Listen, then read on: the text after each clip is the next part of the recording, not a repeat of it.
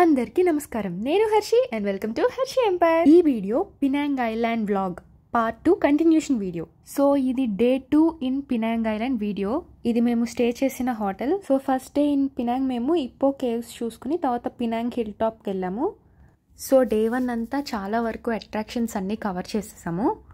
ఈరోజు డే 2 ఎక్కువ వాకింగ్ లేకుండా రిలాక్స్ అయ్యేలాగా చూసుకున్నాము. సో మా రిసార్ట్ ముందే ఉంది బీచ్.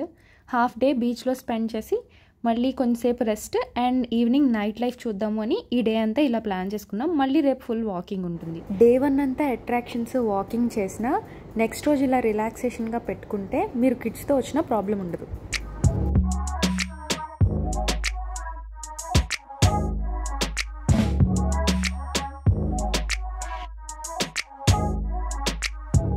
ఎందుకు మేము పినాంగ్ ఐలాండే సెలెక్ట్ చేసుకున్నాం ట్రిప్కి అంటే, మలేషియాలో చాలా ఐలాండ్స్ ఉన్నాయి.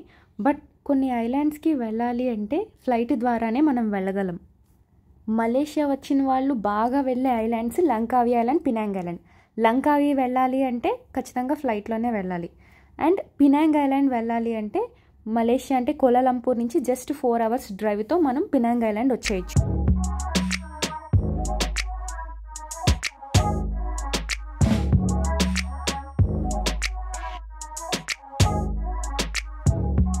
సో ఎవరైనా ఇలా పినాంగ్ ట్రిప్ ప్లాన్ చేసుకుంటున్నప్పుడు పబ్లిక్ హాలిడేస్, సండే, సాటర్డేస్లో కేఎల్లో ఉన్న అట్రాక్షన్స్ అన్నీ చూసుకున్నప్పుడు వీక్ డేస్ ఉంటాయి కదా, అప్పుడు పినాంగ్ ట్రిప్ పెట్టుకుంటే చాలా బాగుంటుంది.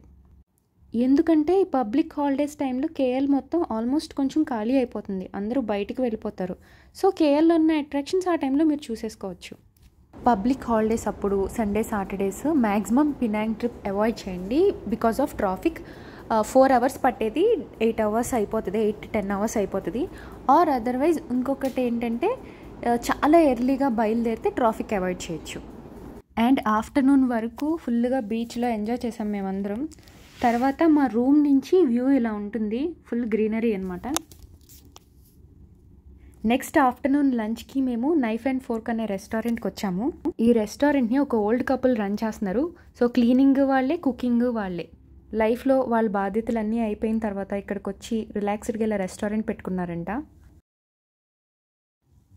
రైస్ ఇది చికెన్ ఆర్ రొయ్యల్ నాకు గుర్తు రావట్లేదు. నెక్స్ట్ ఇది వెజ్ కోత్యో, ఇది చికెన్ ఫ్రైడ్ రైస్. ఇక్కడ చికెన్ ఫ్రైడ్ రైస్ ఆర్డర్ చేస్తే రైస్ వేరేగా, చికెన్ వేరేగా ఇస్తారు. లంచ్ తినేసిన తర్వాత మళ్ళీ రూమ్కి వెళ్ళి రెస్ట్. ఈవినింగ్ లేచాము, ఫ్రెష్ అయ్యి బయటకు వచ్చాము పినాంగ్ నైట్ లైఫ్ చూద్దామని చెప్పి. ఐలాండ్ అంతా ఫుల్ లైటింగ్స్తో వెలిగిపోతుంది. ఎక్కడ చూసినా ఈ క్యాండిల్ లైట్ డిన్నర్స్. ఈ బీచ్కిను ఇటువైపు అన్ని బార్స్, రెస్టారెంట్స్, హోటల్స్ ఇలా ఉన్నాయి, పబ్స్. దీనికి మధ్యలో ఉన్న గ్యాప్లో ఇలా టేబుల్స్ పెట్టి క్యాండిల్ లైట్ డిన్నర్స్ ఇలా ఫిల్ చేసేసారు. మధ్యలో ఇలా ఫైర్ యాక్టివిటీస్. సో ఏ రెస్టారెంట్కి ఆ రెస్టారెంట్ సపరేట్. మేము కూడా ఎక్కడో చోట ఫుడ్ తినాలి కదా, ఒక మంచి రెస్టారెంట్ చూసుకుని అక్కడ కూర్చున్నాము. సో అక్కడికి ఇతను వచ్చి ఇలా ఫైర్ షో చేస్తున్నాడు. మన ఫుడ్ వచ్చేలోపు ఫుడ్ తింటూ ఎంటర్టైన్ అవ్వాలని చెప్పి రెస్టారెంట్ వాళ్ళు ఇలా తయారు చేశారు.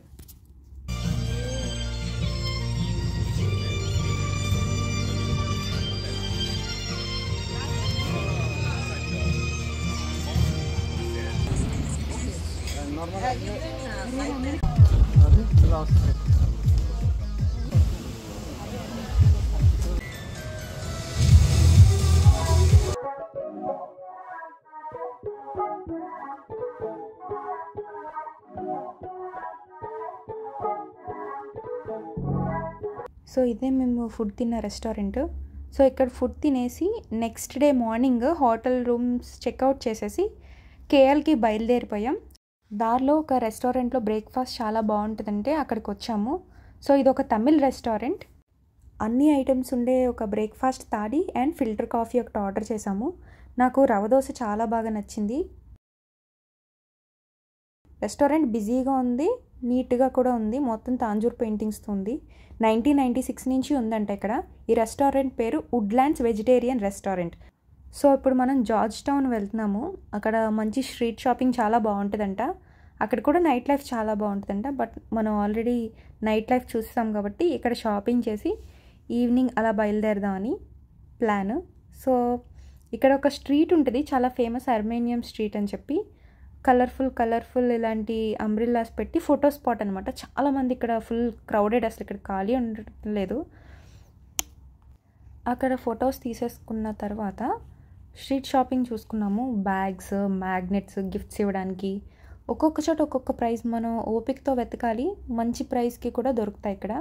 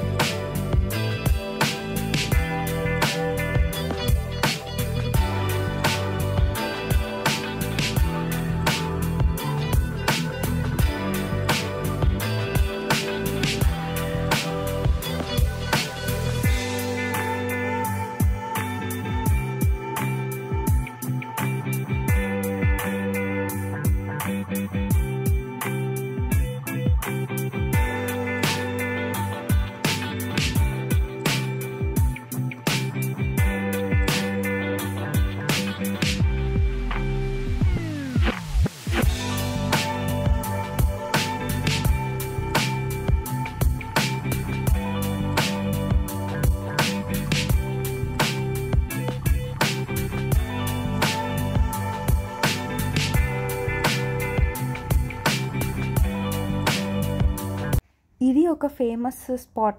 ఇక్కడ అందరూ చాలామంది ఫొటోస్ దిగుతారు. మీరు ఎక్కడ జార్జ్ టౌన్ అని చూసినా ఈ ఫోటో మీకు అన్ని యూట్యూబ్ వీడియోస్లోనూ, గూగుల్ ఇమేజెస్లోనూ కనిపిస్తుంది. అంత ఫేమస్ స్పాట్ అది.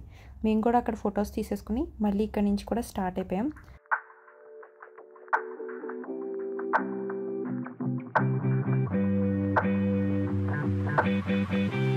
ఇప్పుడు మనం ద ఫేమస్ పినాంగ్ బ్రిడ్జ్ మీద ఉన్నాము. నేను పార్ట్ 1 వీడియోలో మీకు పినాంగ్ బ్రిడ్జ్ చూపించాను. ఇది నేను డిసెంబర్ 2024లో తీసిన వీడియో. సో నాకు ఇది పోస్ట్ చేయడానికి ఇప్పుడే ఖాళీ దొరికింది. ఆఫ్టర్ ఏ ఇయర్ నేను ఇది పోస్ట్ చేస్తున్నాను. కరెక్ట్గా డిసెంబర్ 1 వచ్చేసింది 2025. అండ్ ఇలా వెళ్ళిన తర్వాత ఈవినింగ్ అయింది కేఎల్ వెళ్ళేసరికి. సో ఆ రోజే పుష్ప 2 రిలీజ్ సంథింగ్ ఏదో ఉంది. పుష్ప 2 సినిమాస్ వచ్చినాయి థియేటర్లోకి. మేము జర్నీ నుంచి డైరెక్ట్గా థియేటర్కి వెళ్ళిపోయి అక్కడ సినిమా చూసేసి ఆ తర్వాత ఇంటికి వెళ్ళాం. మలేషియాలో ఎప్పుడు వర్షం పడుతుంది, ఎప్పుడు ఆగిపోద్ది అనేది అసలు మనం ఎప్పుడు చెప్పలేం. సడన్గా పడుతుంది వర్షం, సడన్గా ఆగిపోతుంది. సో ఇది పినాంగ్ ట్రిప్ వ్లాగ్. ఆల్మోస్ట్ నేను చాలా డీటెయిల్స్ ఐలాండ్స్ గురించి ఈ వీడియోలో కవర్ చేశాను. ఇంకా ఎవరికైనా ఏదైనా డౌట్స్ ఉంటే కింద కామెంట్ సెక్షన్లో అడగండి, నేను తప్పకుండా రిప్లై ఇస్తాను. ఇంతే, ఈ వీడియో ఇక్కడితో సమాప్తం. Thank you for watching.